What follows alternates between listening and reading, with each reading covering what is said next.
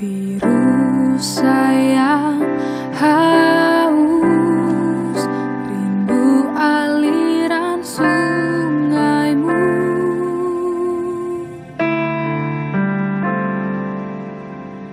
Hatiku tak tahan menunggumu.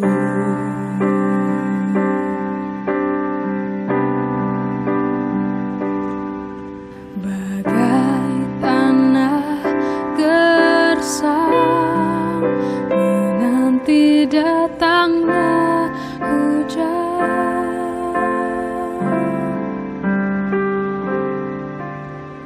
Begitupun jiwaku, Tuhan.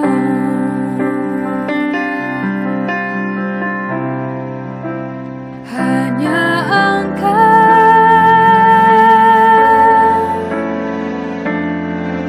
pribadi yang mengenal hatiku, tiada yang tersembunyi bagimu. Seluruh isi hatiku kau tahu, dan bawaku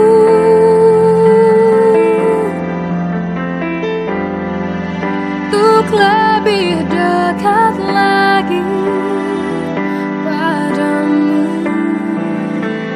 tinggal dalam indahnya dekapan kasih-Mu.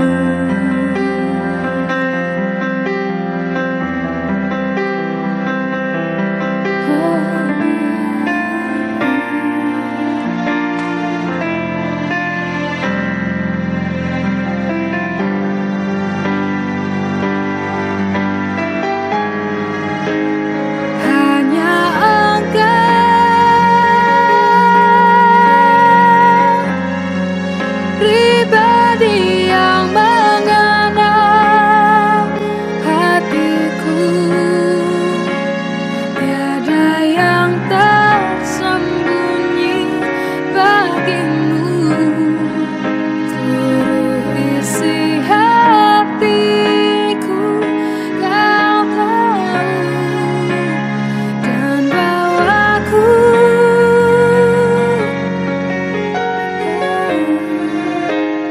lebih dekat lagi padamu,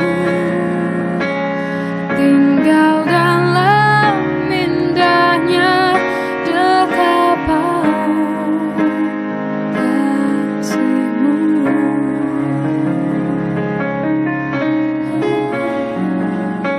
Tinggal dalam indahnya dekapan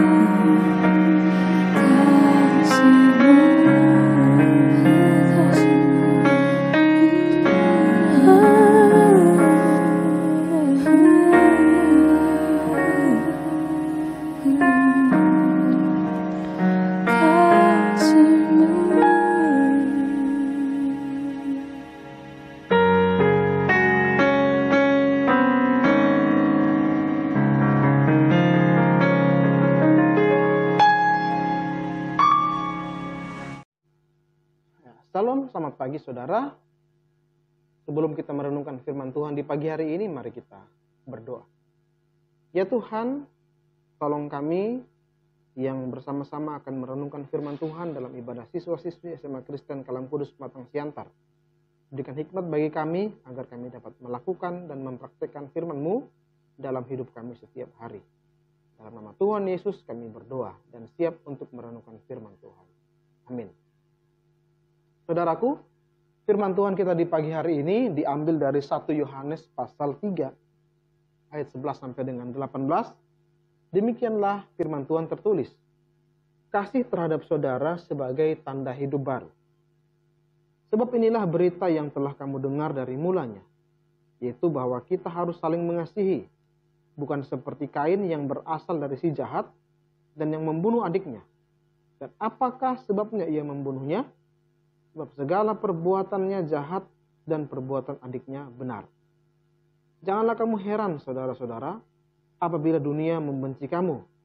Kita tahu bahwa kita sudah berpindah dari dalam maut ke dalam hidup, yaitu karena kita mengasihi saudara kita. Barang siapa tidak mengasihi, ia tetap di dalam maut. Setiap orang yang membenci saudaranya adalah seorang pembunuh manusia. Dan kamu tahu bahwa tidak ada seorang pembunuh yang tetap memiliki hidup yang kekal di dalam dirinya. Demikianlah kita ketahui kasih Kristus, yaitu bahwa ia telah menyerahkan nyawanya untuk kita. Jadi kita pun wajib menyerahkan nyawa kita untuk saudara-saudara kita. Barang siapa mempunyai harta duniawi dan melihat saudaranya menderita kekurangan, tetapi menutup pintu hatinya terhadap saudaranya itu, bagaimanakah kasih Allah dapat tetap di dalam dirinya? Anak-anakku, marilah kita mengasihi bukan dengan perkataan atau dengan lidah, tetapi dengan perbuatan dan dalam kebenaran.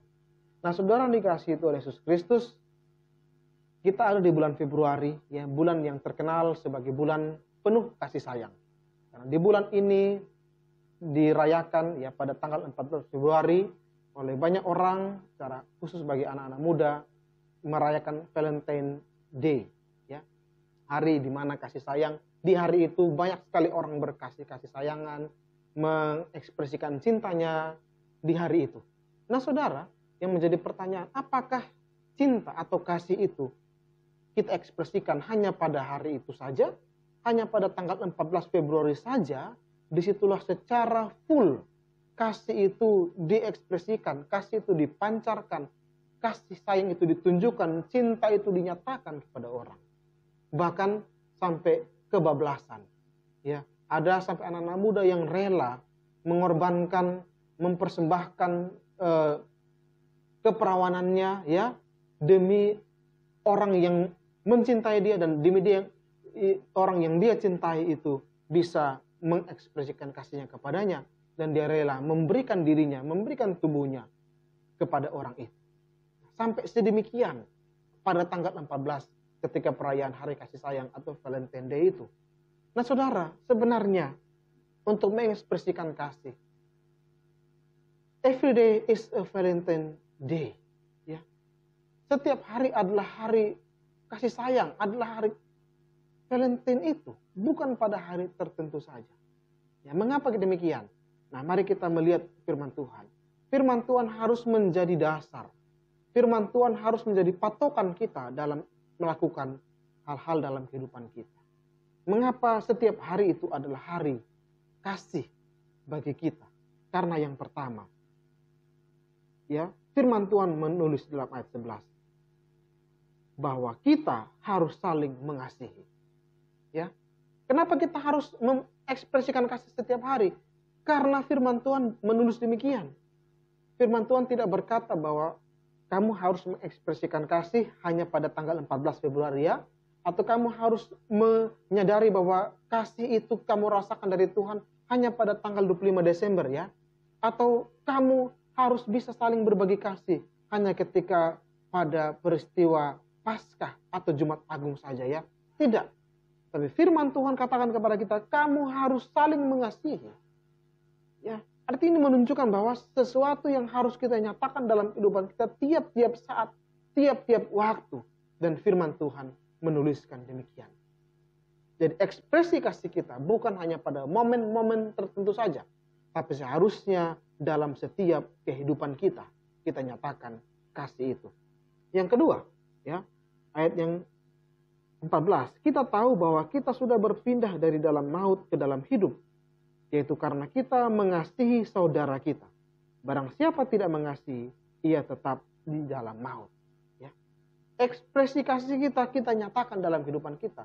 Mengapa demikian? Selain yang pertama, karena itu adalah memang itu tertulis firman Tuhan berkata bahwa kita harus saling mengasihi. Yang kedua, karena dengan kita mengekspresikan kasih setiap saat, setiap waktu dalam kehidupan kita, itu menunjukkan bahwa kita sudah menerima hidup yang diberikan oleh Tuhan. Ya, karena Tuhan sudah melepaskan kita dari maut. Seperti yang kita ketahui, bahwa sebenarnya kita adalah manusia berdosa yang seharusnya mati karena dosa kita. Tetapi Tuhan sudah membebaskan kita dari kematian itu Dia mengangkat kita dari maut dan Tuhan memberikan kepada kita kehidupan yang baru. Oleh karena itu dengan kehidupan yang sudah kita dapatkan sekarang, mari kita pakai hidup kita ini untuk kita mengekspresikan kasih, meneruskan kasih yang sudah diberikan kepada kita, kepada orang-orang di sekitar kita. Karena kasih itu menunjukkan bahwa kita adalah orang yang hidup. Karena sejatinya orang yang mati sudah tidak bisa lagi mengekspresikan kasih itu. Dan yang ketiga adalah ayat yang ke-16. Demikianlah kita ketahui kasih Kristus, yaitu bahwa ia telah menyerahkan nyawanya untuk kita. Jadi kita pun wajib menyerahkan nyawa kita untuk saudara-saudara kita. Kenapa kita harus menunjukkan kasih itu setiap waktu, setiap saat dalam kehidupan kita? Karena Tuhan Yesus telah terlebih dahulu mengasihi kita. Bahkan karena dia mengasihi kita, dia rela mati untuk kita.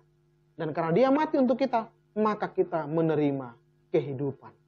Oleh karena itu, karena Tuhan sudah terlebih dahulu mengasihi kita, maka tugas kita, kewajiban kita adalah kita meneruskan kasih Tuhan itu di dalam kehidupan kita. Maka dikatakan kita pun wajib menyerahkan nyawa kita kepada saudara-saudara kita, kepada orang lain. Ya, nah di sini bukan berarti kita seperti Yesus harus mati, tidak. Tapi di sini menunjukkan apa? Bahwa kita tidak hidup untuk diri kita sendiri, tapi kita mau hidup untuk orang lain. Ya, sudah terlalu banyak hari-hari ini orang yang hidup untuk dirinya sendiri, orang yang terlalu mengasihi dirinya sendiri sampai lupa untuk mengasihi orang lain. Bahkan di masa-masa akhir, bahkan tidak hanya itu, tapi bahkan kasih orang itu akan menjadi dingin. Ya, karena dia saking sibuk dengan dirinya sendiri, maka dingin kasihnya kepada orang lain. Bahkan tidak ada lagi kasih kepada orang lain. Itu kata Matius 24 ayat 12. Ya, di masa-masa akhir, kebanyakan kasih orang akan dingin. Orang tidak peduli dengan sesamanya. Orang lebih mementingkan dirinya sendiri. Orang fokus untuk dirinya sendiri. Nah, sehingga kasih itu menjadi hambar. Nah saudara, mari kita belajar dari firman Tuhan ini. Ya, mari kita mengasihi. Kenapa? Karena itu kata firman Tuhan. Mari kita mengasihi. Kenapa? Karena kita hidup. Hidup kita adalah untuk menunjukkan kasih. Dan mengapa kita mengasihi? Karena Tuhan sudah terlebih dahulu mengasihi kita. Maka kita wajib untuk membalaskan, meneruskan kasih Tuhan itu kepada orang lain. Nah sekarang bagaimana ekspresi kasih kita? Bagaimana seharusnya kita mengekspresikan kasih? Yang pertama, kasih kita adalah dengan apa? Jangan membalas kejahatan dengan kejahatan. Ayat 13, ayat 14. Hari-hari ini sudah terlalu banyak orang yang membalaskan kejahatan dengan kejahatan. Karena apa? Karena kebencian, karena iri hati, karena dendam. Sehingga mereka akan membalas kejahatan dengan kejahatan. Tapi kita belajar hari ini. Ya. Mari kita ekspresikan kasih dengan cara apa? Tidak membalas kejahatan dan kejahatan. Ketika ada orang membuli kamu, ketika ada orang mengejek kamu, menyakiti hatimu, balaslah dengan hal yang positif. Tunjukkan bahwa apa yang mereka katakan kepada saya itu salah. Tunjukkan bahwa bulian mereka bisa kita jadikan itu motivasi bagi kita untuk kita menunjukkan the best of me. Apa yang terbaik dari dirimu itu, potensi yang Tuhan berikan kepadamu, tunjukkan, ekspresikan lewat kehidupan kamu. Ya, ketika orang melihat kamu tidak membalas kejahatan dan kejahatan, tapi kamu menunjukkan hidup yang mengasihi Tuhan, mencintai Tuhan, kamu mengekspresikan, menggali potensi daripada dirimu, itu menjadi satu hal yang akan membuat orang menjadi malu dengan ejekannya, dengan buliannya, dengan perkataan-perkataan yang tidak benar sama kamu. Ketika kamu tunjukkan, kamu bisa mencapai hal yang optimal, bahkan maksimal dari kehidupan kamu. Orang akan melihat dan pada akhirnya mereka akan menghargai engkau. Mereka akan hormat kepadamu. Mereka akan salut kepada engkau. Karena engkau tidak membalas kejahatan dengan kejahatan. Dan membalas dengan kasih Tuhan. Yang kedua, ya, ekspresi kasih kita dan apa? Marilah menjadi seorang yang suka memberikan pertolongan kepada orang lain. Ayat 17, 18. Barang siapa mempunyai harta duniawi dan melihat saudaranya menderita kekurangan, tapi menutup pintu hatinya terhadap saudaranya itu, bagaimanakah kasih Allah dapat tetap di dalam dirinya? Ya, anak-anakku, marilah kita mengasihi bukan dengan perkataan atau dengan lidah, tapi dengan perbuatan dan dalam kebenaran. Mari kita ekspresikan kasih dengan kita mau menolong orang lain. Kasih itu adalah kata kerja. John Mayer dalam lagunya berjudul Love is a Verb. Ya, kasih adalah kata kerja, bukan sekedar sebuah hal yang harus kita hafalkan, kita ingat teorinya, kita tuliskan, tapi harus kita praktekkan. Itu adalah pekerjaan, itu adalah kewajiban. Karena apa? Itulah ciri-ciri bahwa kasih Allah ada dalam diri kita, terekspresi lewat praktek kasih itu dalam kehidupan kita. Dengan apa? Menolong orang lain. Tapi ingat, menolong dengan perbuatan dan dalam kebenaran. Ya, pertolongan kasih kita adalah dalam kebenaran, bukan menolong dalam hal yang salah. Seperti apa ketika ujian menolong untuk memberikan jawaban, itu salah, itu bukan benar. Ya, memberikan jawaban bukan hal yang benar, tapi memberikan pertolongan dalam kebenaran. Ketika ada teman berkelahi, kita tolong tawuran, itu bukan kasih yang benar. Tapi kasih yang benar adalah memberikan motivasi, memberikan nasihat, memberikan teguran, mengajak untuk hidup dalam hal-hal yang baik. Kiranya kita di dalam bulan penuh kasih ini boleh mengekspresikan kasih yang benar, yaitu kasih Allah kepada kita berikan kepada orang lain. Hidup kita adalah hidup yang penuh kasih setiap saat, setiap waktu, bukan hanya pada momen tertentu saja. Kiranya Tuhan memberkati kita. Mari kita berdoa. Ya Tuhan, kiranya dari firman Tuhan hari ini kami belajar untuk mengekspresikan kasih dalam kehidupan kami.